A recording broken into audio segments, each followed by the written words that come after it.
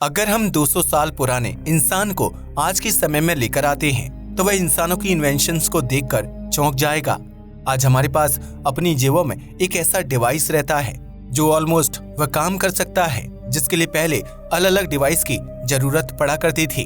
आप अपने फोन का इस्तेमाल करके torch, calculator, camera, voice recorder, TV, alarm और न जाने कितने और फीचर्स को बस एक क्लिक में यूज कर सकते हैं।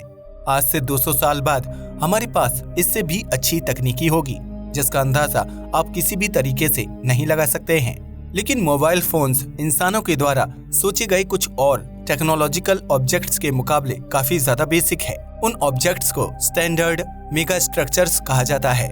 मेगा स्ट्रक्चर्स ऐसे टेक्नोलॉजिकल डिवाइसेज होते हैं जो बहुत ही ज्यादा विशाल होते हैं और ज्यादातर प्लैनेटरी लेवल पर काम करते हैं। आपने एक बहुत ही famous mega structure the Dyson sphere के बारे में तो सुना ही होगा।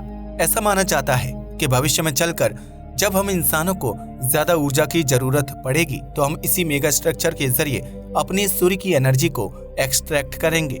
यह एक गेंद जैसा दिखने वाला स्ट्रक्चर होता है जो किसी तारे को कवर कर लेता है और उसकी सारी एनर्जी को अपने अंदर स्टोर करता रहता है। इसी स्टोर्ड एनर्जी को दूसरे कामों में इस्तेमाल किया जा सकता है।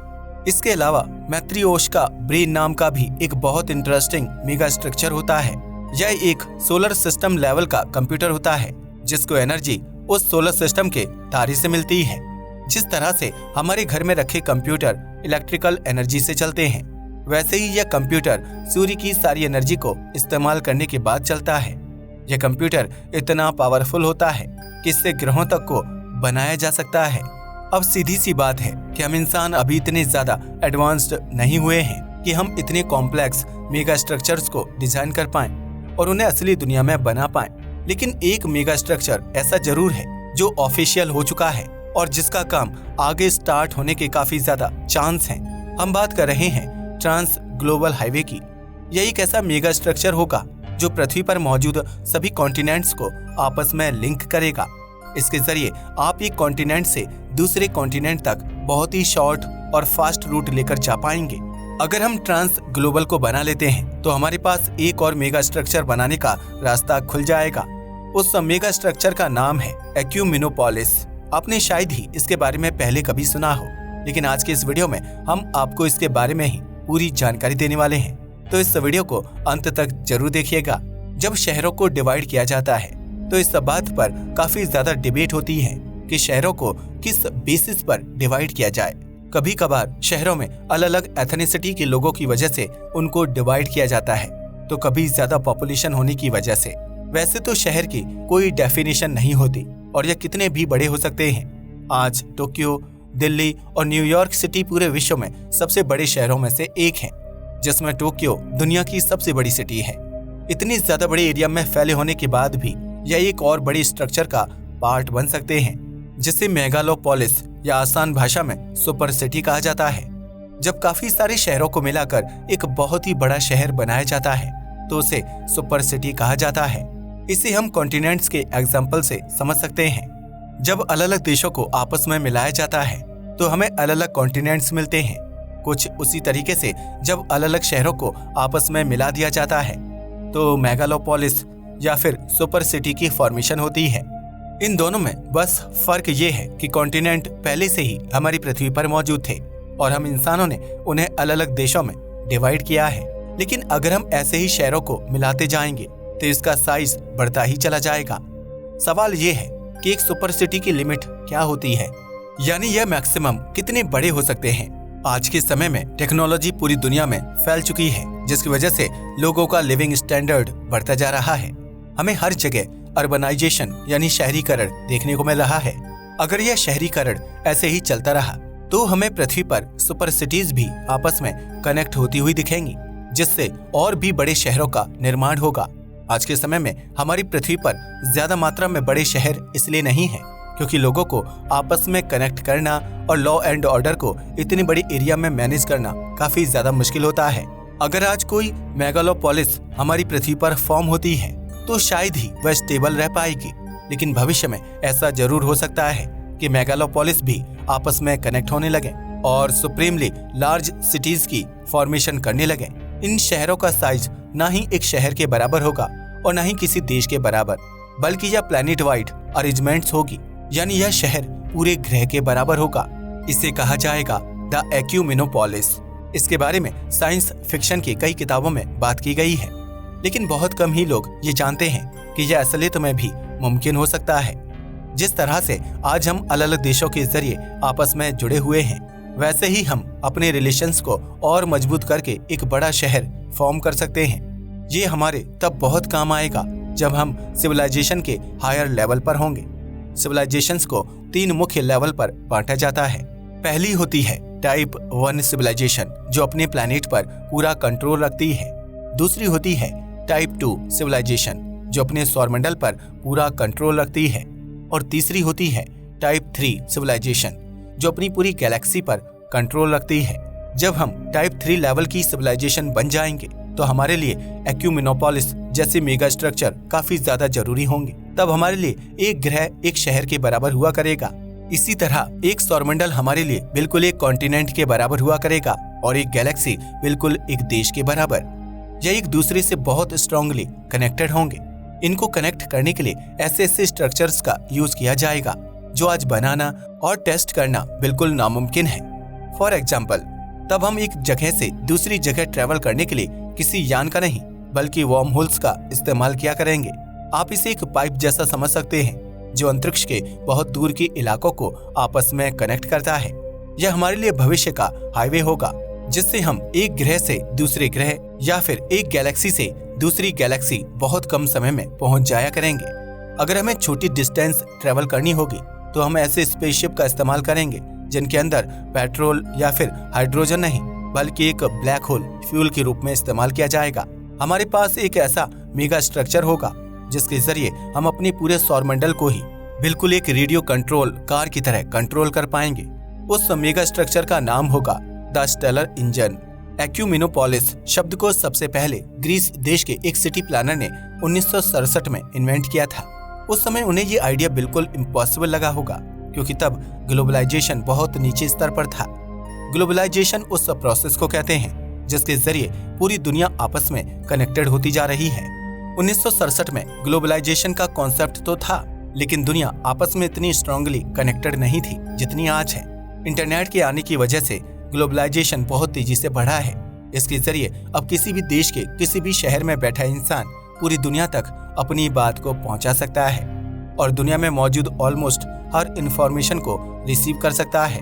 इंटरनेट और टेक्नोलॉजी के अलावा मास ट्रांस कॉन्टिनेंटल ट्रैवल लिंक्स भी ग्लोबलाइजेशन होने में काफी ज्यादा मदद करते हैं। इसके जरिए एक देश से दूसरे देश तक सामान इंपोर्ट और एक्सपोर्ट होता है। पहले के मुकाबले आज पृथ्वी कई गुना ज्यादा ग्लोबलाइज्ड है और हम हर दिन और भी ज्यादा स्ट्रांगली कनेक्टेड होते जा रहे हैं। लेकिन इतना ग्लोबलाइज्ड होने के बावजूद हम एक्यूमिनोपोलिस बनने से काफी कदम दूर हैं। एक एक्यूमिनोपोलिस को फॉर्म करने में काफी सारी दिक्कतें आएंगी, जिसमें 2 सबसे बड़ी दिक्कतें हैं, करेंसी और लैंग्वेज। दुनिया भर के इकोनॉमिस्ट सालों से एक ऐसी करेंसी इन्वेंट करने की कोशिश कर रहे हैं जो पूरी दुनिया में एक्सेप्ट की जाए और वह एक यूनिवर्सल करेंसी हो। इससे इंपोर्ट, एक्सपोर्ट और पेमेंट सिस्टम काफी ज्यादा स्मार्ट हो जाएंगे और हैकर्स द्वारा फ्रॉड भी काफी ज्यादा कम हो जाएंगे। इसका मतलब ये बिल्कुल नहीं होगा कि इंडिविजुअल देशों की करेंसी को बैन कर दिया जाएगा। वह करेंसी भी चलेगी, लेकिन हर देश को एक कॉमन यूनिवर्सल करेंसी को एक्सेप्ट करना ही होगा। ऐसा माना जाता है कि यूएस डॉलर आगे चलकर एक्यूमिनोपोलिस की एक करेंसी बन सकता है, लेकिन अमेरिका में चल रहे इकोनॉमिक टेंशंस की वजह से अब यूनाइटेड स्टेट्स डॉलर भी इस रेस से बाहर हो चुका है। ऐसा माना जाता है कि कोई डिसेंट्रलाइज्ड करेंसी एक्यूमिनोपोलिस के लिए परफेक्ट होगी। डिसेंट्रलाइज्ड करेंसी एक ऐसी करेंसी होती है जो किसी भी सरकार या फिर हायर अथॉरिटी द्वारा कंट्रोल नहीं की जाती। बिटकॉइन एक डिसेंट्रलाइज्ड करेंसी का बहुत ही अच्छा एग्जांपल है, लेकिन इसका मतलब ये नहीं है कि क्रिप्टो करेंसी आगे चलकर एक्यूमिनोपोलिस की मेजर करेंसी बनेगी। ऐसा माना जाता है कि आने वाले 5 दशकों में हमारे पास एक यूनिवर्सल करेंसी होगी। अब वह कौन सी करेंसी होगी ये कहना बहुत ही मुश्किल है। करेंसी के बाद एक एक्यूमिनोपोलिस सिटी में सबसे बड़ी प्रॉब्लम होगी लैंग्वेज, यानी कि भाषा। दुनिया के अलग अलग भागों में अलग अलग भाषाएं बोली जाती हैं और अगर उन सब पर एक कॉमन भाषा थोपी जाएगी तो वह मॉरली सही नहीं होगा। कुछ लिंग्विस्ट ऐसा कहते हैं कि हमें ग्लोबलाइज्ड लैंग्वेज बनाने की कोई जरूरत ही नहीं पड़ेगी, क्योंकि धीरे धीरे हम अपने आप ही एक कॉमन लैंग्वेज को एडॉप्ट करके उसे यूज करने लगेंगे। इसमें भले ही थोड़ा वक्त लगेगा, लेकिन इंसान अपने आप ही एक कॉमन लैंग्वेज को चूज करके उसे ही पूरी दुनिया की एक कॉमन लैंग्वेज बना देंगे। आज के वर्ल्ड में हम ऐसा होता हुआ देख भी सकते हैं। अंग्रेजी भाषा आज पूरे वर्ल्ड में यूज की जाती है और यह ऑलमोस्ट हर देश की एक ऑफिशियल लैंग्वेज बन चुकी है। आपको जानकर हैरानी होगी कि पूरी दुनिया में सबसे ज्यादा इंग्लिश लैंग्वेज स्पीकर्स भारत में ही हैं। उनकी संख्या अमेरिका के भी इंग्लिश स्पीकर्स से ज्यादा है। ऐसा हो सकता है कि अंग्रेजी ही एक्यूमिनोपोलिस की कॉमन लैंग्वेज बनकर उभरे। कई वैज्ञानिक ऐसा बताते हैं कि अगर कोई कन्वेंशनल लैंग्वेज एक्यूमिनोपोलिस की कॉमन भाषा नहीं भी बने, तब भी हमारे पास मैथमेटिक्स और कोड की भाषा है। यह पूरी दुनिया के इंसानों द्वारा अडॉप्ट की जा सकती है और इनमें कोई भी कम्युनिकेशन एरर होना भी क्लोज टू इम्पॉसिबल है। आप जानकर हैरान होंगे कि इमोजी लैंग्वेज भी एक ग्लोबलाइज्ड लैंग्वेज बनने के काबिल है। आज हम इमोजीज का इस्तेमाल मात्र अपने एक्सप्रेशन टेक्स्ट में बयान करने के लिए यूज करते हैं। ऐसा हो सकता है कि भविष्य में यह पूरी एक भाषा ही बन जाए, जिसे एक्यूमिनोपोलिस के लोगों द्वारा इस्तेमाल किया जाए। कई वैज्ञानिक ऐसा बताते हैं कि हमें भाषा पर इतना ज्यादा फोकस नहीं करना चाहिए, क्योंकि अगर लोगों के बीच में सब कुछ एक जैसा ही हो जाएगा तो उनके बीच में क्लैशेस होने के काफी ज्यादा चांसेस होंगे। ऐसा कई सारी स्टडीज में देखा गया है कि जब लोग अलग अलग भाषा और बैकग्राउंड के होते हैं तो उनके बीच में यूनिटी ज्यादा होती है। खैर, एक्यूमिनोपोलिस की वजह से ट्रांसपोर्टेशन में काफी ज्यादा बदलाव आ जाएंगे। ऐसा माना जाता है कि अगर हम भविष्य में किसी एडवांस्ड ट्रांसपोर्टेशन सिस्टम को यूज नहीं करते हैं तो एक्यूमिनोपोलिस में ट्रेन्स का सबसे ज्यादा इस्तेमाल किया जाएगा। यह एयर ट्रैवल से ज्यादा इकोनॉमिक और एनर्जी एफिशिएंट होती हैं और साथ ही में इन्हें मैनेज करना भी एयरप्लेन्स के मुकाबले काफी ज्यादा आसान होता है। हालांकि एक ट्रेन में प्लेन के मुकाबले काफी ज्यादा ट्रैवल टाइम लगता है, जो शायद भविष्य में किसी और फ्यूल को इंट्रोड्यूस करके सॉल्व किया जा सकता है।